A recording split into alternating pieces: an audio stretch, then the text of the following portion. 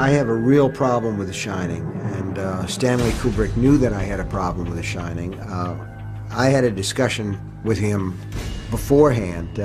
He said, "Stephen, Stanley Kubrick here. Don't you agree that all stories of ghosts are fundamentally optimistic?" I said, "What do you mean?" And he said, "Well, if there are ghosts, it means we survive death, and that's fundamentally an optimistic view, isn't it?" And I said, "Well, Mr. Kubrick, what about hell?" And there was a long pause on the telephone line, and then he said in a very stiff and very different voice, "I don't believe in hell." And I thought to myself, well, that's fine, but some of us do, and some of us believe that ghosts may survive, and that may be hell. And that was sort of where I was coming from with The Shining. But in the novel, The Shining, Jack Torrance is a difficult character, but he's fundamentally a sympathetic character. And I always visualized him as a piece of metal that's bent first one way and the other by these malignant spirits who basically want his son because his son is a psychically powerful person.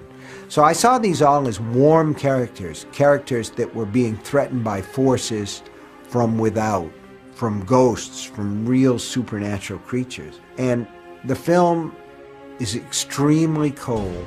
Stanley Kubrick saw The Haunting as coming from Jack Torrance, from the Jack Nicholson character, whereas I always saw it from outside. So we had a fundamental difference of opinion about it. I always thought that the real difference between my take on it and Stanley Kubrick's take on it was this.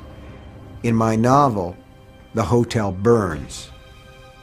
In Kubrick's movie, the hotel freezes. It's a difference between warmth and cold. But the images are striking. There's no doubt about it. I mean, Jack Nicholson's face in the doorway, his bearded, crazy, grinning face, and he says, "Here's Johnny," which was his ad lib, and it became, you know, part of the movie. So the images are striking, but to me that's surface, it's not substance. So I used to describe The Shining, the film, as something like a beautiful car that had no engine in it.